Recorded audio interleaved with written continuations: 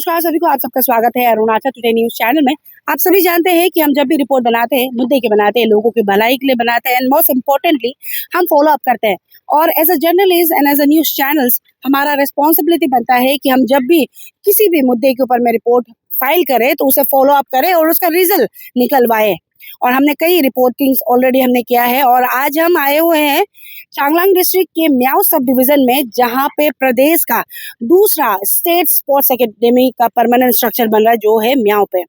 और मैं बताना चाहूंगी कि बहुत सालों से हम फॉलो अप कर रहे हैं एंड प्राउडली हम कह सकते हैं कि जब से हमने रिपोर्टिंग करना चालू किया है तब से स्टेट गवर्नमेंट की तरफ से फंडिंग को ठीक तरीके से दिया जा रहा है। लेकिन अभी भी अगर बात करें कंस्ट्रक्शन की, वर्क स्पीड की, तो इतना खास नहीं है।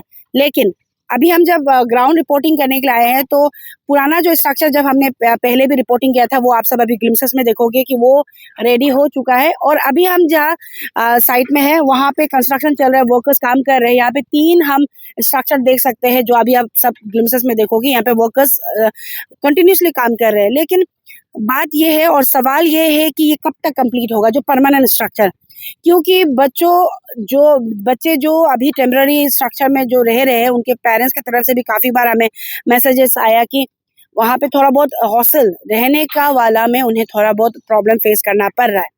तो आज हम उसी सिलसिले में सीधे जो कंसर्न मिनिस्टर है उनसे मिलेंगे और उनसे हम सीधे अपडेट लेंगे कि ये जो परमानेंट स्ट्रक्चर है उसका कंप्लीशन कब तक होगा, और फंडिंग को लेकर भी सवाल करेंगे कि कब तक क्या फंडिंग दिया जा रहा है स्टेट गवर्नमेंट से। क्योंकि खबरें आ रही थी, लास्ट हमने जब रिपोर्ट किया था तो बताया गया था कि सेंट्रल गवर्नमेंट से भी कुछ फंड देने का बात है। ये जो सेकेंड स्पोर्ट्स एकेडमी है जो म्याओ चांगलांग डिस्ट्रिक्ट में बन रहा है, क्योंकि अभी आप सब ब्लूप्रिंट देखोगे कि अगर प्रॉपर वे से बन जाता है तो ये one of the finest sports academy होगा।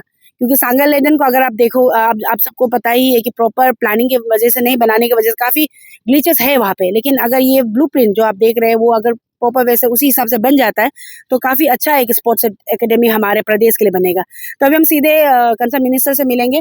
म्याओ स्पोर्ट्स एकेडमी का जो परमानेंट स्ट्रक्चर है उसके बारे में तो सवाल पूछेंगे ही, लेकिन साथ ही साथ जो स्टेडियम्स को लेकर भी हम पूछेंगे। क्योंकि लोहित के जो तेजू में, इवन सांगेलेडन के जो स्टेडियम है जो आप सब देखोगे ग्लिम्सेस की, वो काम रुक चुका है।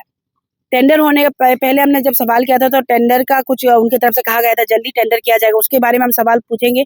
साथ ही साथ जो सांगेलाडेन स्पोर्ट्स एकेडमी में कोचेस का, परमानेंट कोचेस का, वार्डन का एंड डीएसओ यानी कि डिस्ट्रिक्ट स्पोर्ट्स ऑफिसर को पोस्ट को लेकर भी आपसू की तरफ से भी बातें उठाई गई थी और उसको लेकर भी हमने न्यूज़ चलाया था, उसके बारे में भी पूछेंगे। तो ओवरऑल अपडेट हम लेंगे स्पोर्ट्स एकेडमी जो म्याओ को लेकर, साथ ही साथ stadiums, DSO, warden and principal जो कि पूरे तरीके से स्पोर्ट्स डिपार्टमेंट के अंदर आता है। तो सीधे हम सर से मिलेंगे और अपडेट जानेंगे। तो पूरे रिपोर्ट के लिए हमारे साथ बने रहे और देखिए हमारा पूरा रिपोर्ट।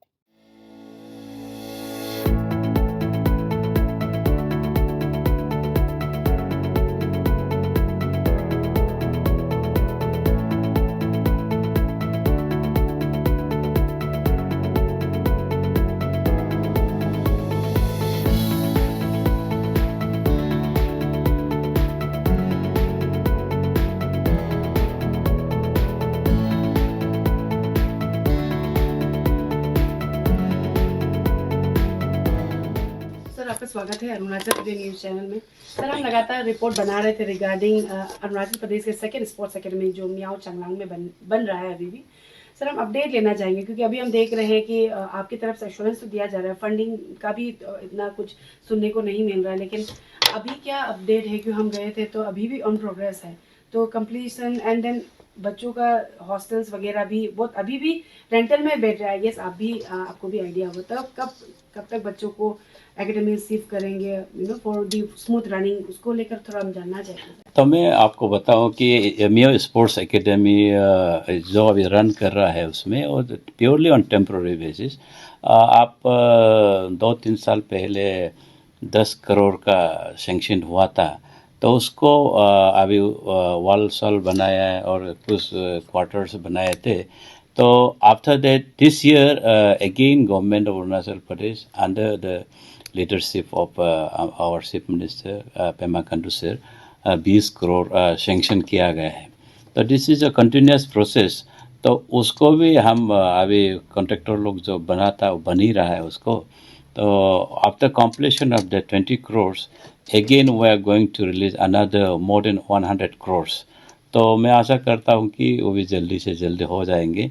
तो अभी टेम्प्रोरी बेसिस में कब तक चलेंगे वो तो कहना मुश्किल है। जो कॉन्ट्रैक्टर कब तक बनाएंगे बनने का साथ साथ ही जल्दी हम लोग शिफ्ट करने के लिए सोच रहे हैं। सर डिपार्टमेंट और आई मीन लाइक डायरेक्टली आप एज अ कंसर्न मिनिस्टर तो आप लोग कॉन्ट्रैक्टर के साथ में कांटेक्ट में है, क्योंकि जैसे आप तो आपकी तरफ से जो करना चाहिए वो आप कर रहे हैं, डिपार्टमेंट कॉन्ट्रैक्टर को भी जो करना है प्रोबेबली वो कर ही रहेंगे, लेकिन बीच में बच्चों को प्रॉब्लम हो रहा है, क्योंकि हमें खबरें मिल रही थी कि बच्चों को सैनिटेशन का थोड़ा इशू होता है, वाटर प्रॉब्लम होता है, कभी बस ट्रांसपोर्टेशन के लिए इशू होता है। तो अगर एक प्रॉपर कैंपस में अगर वो शिफ्ट हो जाते हैं उनके लिए ईज हो जाएगा, तो उसको लेकर कुछ कहना चाहिए सर। मैं तो आपको मैं साफ लफ्ज़ों में कह दूं कि एज ए मिनिस्टर में तो कॉन्ट्रैक्टर से वास्ता नहीं है।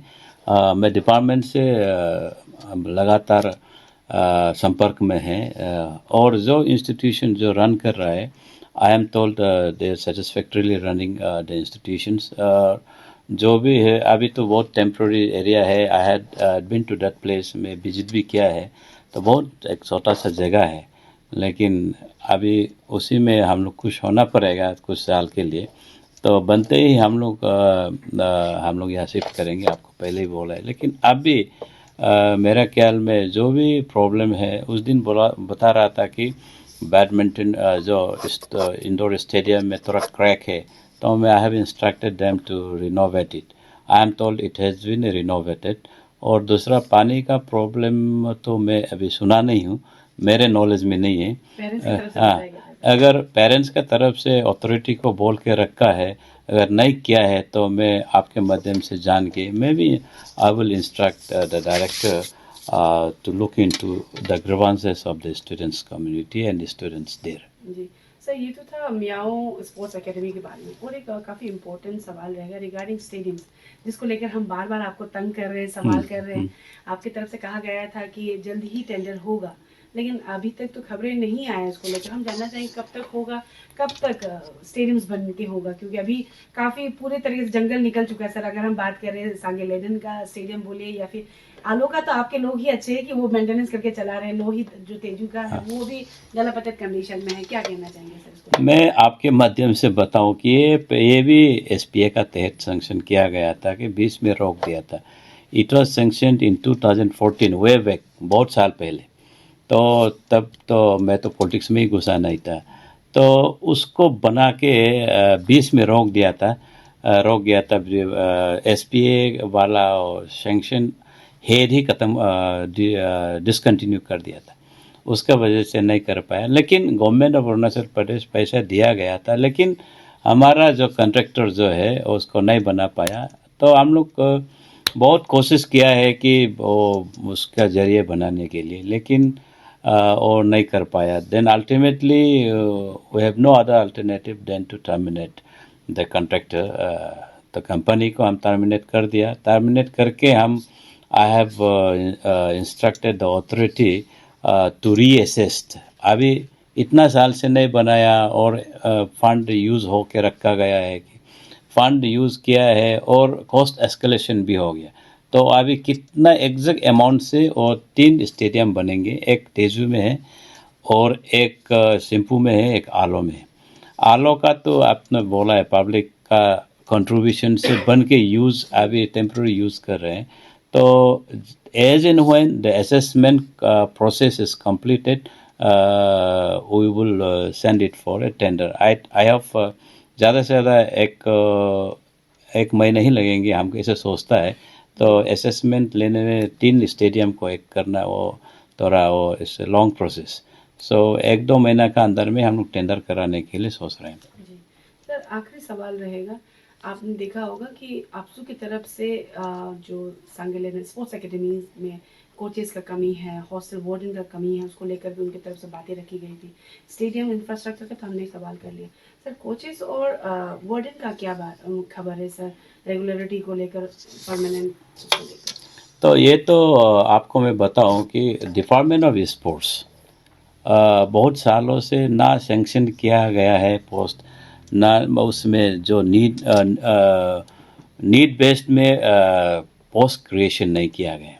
आपको सुन के आश्चर्य होगा, you will be surprised to know that department of sports में इन एंटायर अरुणाचल प्रदेश में हमारा डिस्ट्रिक्ट स्पोर्ट्स ऑफिसर एक ही रेगुलर ऑफिसर है।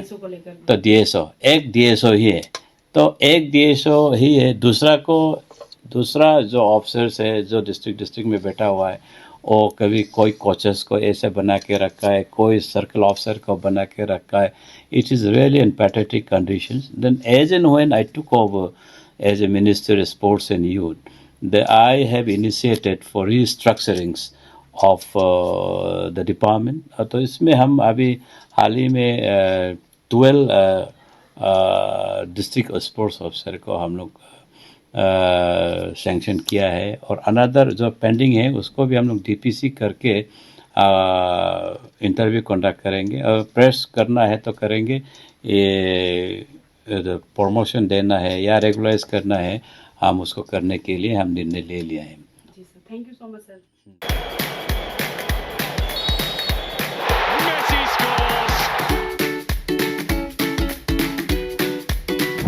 Eat Leaps, the fastest online food delivery service of Arunachal.